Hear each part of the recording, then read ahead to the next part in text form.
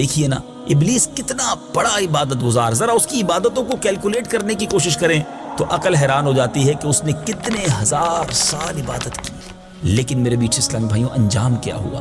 اس کی ساری عبادتیں غارت اور اکارت ہو گئیں اور وہ دونوں جہانوں میں ملعون ہو کر عذاب جہنم کا حقدار بن گیا، کیونکہ اس کو اپنی عبادتوں پر اور بلندی درجات پر غرور تھا نا، تکبر تھا، مگر وہ اپنے انجام سے اور خاتمے سے بے خبر اور غافل۔ ابلیس جس کو شیطان کہا جاتا ہے، یہ فرشتہ نہیں تھا بلکہ جن تھا جو کہ آگ سے پیدا ہوا تھا، لیکن میرے بیچ اسلامی بھائیوں یہ جن ہونے کے باوجود فرشتوں کے ساتھ ملا جلا رہتا تھا اور دربار خداوندی میں بہت مقرب اور بڑے بڑے بلند درجات اور مراتب سے سرفراز تھا۔ حضرت کعب الاحبار رضی اللہ تعالیٰ عنہ کا بیان ہے کہ ابلیس 40,000 برس تک جنت کا خزانچی رہا۔ جی ہاں، 40,000 برس تک ابلیس جو ہے وہ جنت کا خزانچی رہا، 80,000 برس تک ملائکہ کا ساتھی رہا اور 20,000 برس تک ملائکہ کو واعظ سناتا رہا، تقریر کرتا رہا، اور 30,000 برس تک مقربین کا سردار رہا اور 1,000 برس تک روحانیین کی سرداری کے منصب پر رہا اور 14,000 برس تک عرش کا طواف کرتا رہا، اور پہلے آسمان میں اس کا نام عابد، دوسرے آسمان میں زاہد، اور تیسرے آسمان میں عارف، اور چوتھے آسمان میں ولی، اور پانچویں آسمان میں تقی، اور چھٹے آسمان میں خازن، اور ساتویں آسمان میں عزازیل تھا، اور لوح محفوظ میں اس کا نام ابلیس لکھا ہوا تھا، اور یہ اپنے انجام سے غافل اور خاتمے سے بے خبر تھا۔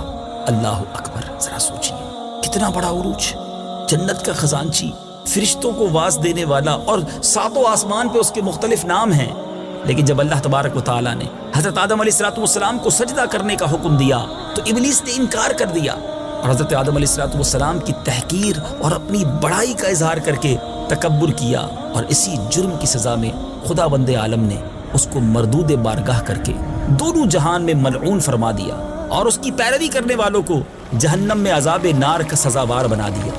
ابلیس کو اس عروج سے زوال کیسے ملا، اس واقعے کو قرآن میں کس انداز سے بیان کیا گیا ہے؟ اللہ نے فرمایا، جب میں نے تجھے حکم دیا تھا تو تجھے سجدہ کرنے سے کس چیز نے روکا؟ ابلیس نے کہا، میں اس سے بہتر ہوں، تو نے مجھے آگ سے بنایا، اور اللہ نے فرمایا تو یہاں سے اتر جا، بس تیرے لیے جائز نہیں کہ تو اس مقام میں تکبر کرے، نکل جا، بے شک تو ذلت والوں میں سے ہے۔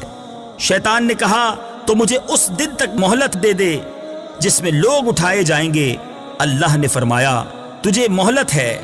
شیطان نے کہا، مجھے اس کی قسم کہ تو نے مجھے گمراہ کیا، میں ضرور تیرے سیدھے راستے پر لوگوں کی طاق میں بیٹھوں گا، پھر ضرور میں ان کے آگے اور ان کے پیچھے اور ان کے دائیں اور ان کے بائیں سے ان کے پاس آؤں گا، اور تو ان میں سے اکثر کو شکر گزار نہ پائے گا۔ اللہ نے فرمایا، تو یہاں سے ذلیل و مردود ہو کر نکل جا، بے شک ان میں سے جو تیری پیروی کرے گا تو میں ضرور تم سب سے جہنم بھر دوں گا۔ اے میرے بیچ اسلامی بھائیوں، قرآن مجید کے اس عجیب واقعے میں عبرتوں اور نصیحتوں کی بڑی بڑی درخشندہ اور تابندہ تجلیاں ہیں، اس لیے کہ اس واقعے کو خداوند قدوس نے مختلف الفاظ میں اور متعدد طرز بیان کے ساتھ قرآن مجید کے 7 مقامات پر بیان فرمایا۔ جی ہاں، یہ واقعہ قرآن پاک میں 7 مقامات پر الگ الگ انداز سے موجود ہے، یعنی سورہ بقرہ، سورہ اعراف، سورہ حجر، سورہ بنی اسرائیل، سورہ کہف اور سورہ طٰہٰ اور سورہ صاد میں اس دل ہلا دینے والے واقعے کا تذکرہ مذکور ہے۔ اے میرے میٹھے اسلامی بھائیوں، اس واقعے سے مجھے اور آپ کو کیا درس ملتا ہے؟ پہلا درس تو یہ ملتا ہے کہ کبھی ہرگز اپنی عبادتوں، اپنی نیکیوں پر گھمنڈ اور غرور نہیں کرنا چاہیے، اور کسی گناہگار کو اپنی مغفرت سے کبھی مایوس نہیں ہونا چاہیے، کیونکہ انجام کیا ہوگا اور خاتمہ کیسا ہوگا عام بندوں کو اس کی کوئی خبر نہیں، اور نجات اور فلاح کا دار و مدار در حقیقت خاتمہ بالخیر پر ہی ہے۔ بڑے سے بڑا عابد اگر اس کا خاتمہ بالخیر نہ ہو تو وہ جہنمی ہوگا، اور بڑے سے بڑا گناہگار اگر اس کا خاتمہ بالخیر ہو گیا تو وہ جنتی ہوگا۔ حدیث پاک میں آتا ہے کہ ایک بندہ اہل جہنم کے اعمال کرتا رہتا ہے حالانکہ وہ جنتی ہوتا ہے، اور ایک بندہ اہل جنت کے عمل کرتا رہتا ہے حالانکہ وہ جہنمی ہوتا ہے۔ انما الاعمال بالخواتیم، یعنی اعمال کا اعتبار خاتموں پر ہے۔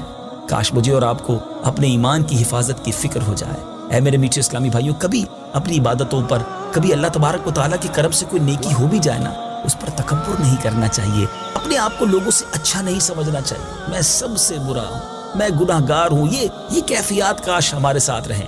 कुछ नमाजें पढ़कर, कुछ रोज़े रखकर, कुछ सदका और खैरात करके, कुछ दीन का काम करके बाज़ औक़ात हम सेटिस्फाई हो जाते हैं, मुतमईन हो जाते हैं। इबलीस से ज़्यादा किसने इबादतें की हैं? उससे ज़्यादा किसके पास इल्म होगा? ज़रा गौर करें उस ज़माने में। मगर तकब्बुर ने कहीं का नहीं छोड़ा। अच्छा, इबलीस ने तो एक बार तकब्बुर किया। वो बंदा जो रोज़ तकब्बुर करता है, बार बार तकब्बुर करता है, वो अपने अंजाम के बारे में सोचे।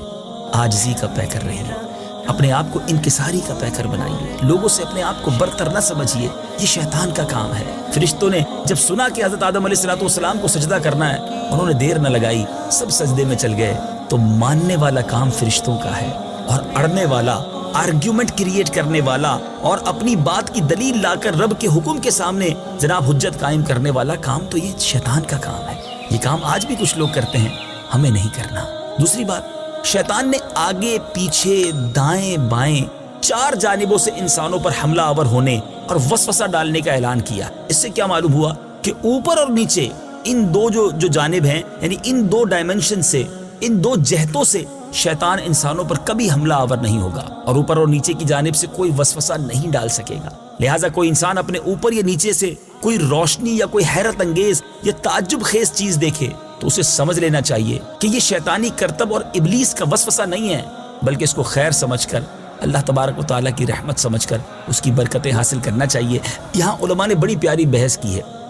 शैतान ने चारों जानिब से हमला करने, वसवसा डालने की बात की, तो 2 जानिब, 2 जो यूँ समझे जहते हैं, ऊपर और नीचे, ये अल्लाह तबारक व तआला ने, यानी उसको इस बात की इजाज़त नहीं मिली। तो उलमा कहते हैं कि नीचे से जो रहमत मिल सकती है, इंसान जब सजदे में जाता है, रहमत इलाही को पुकारता है,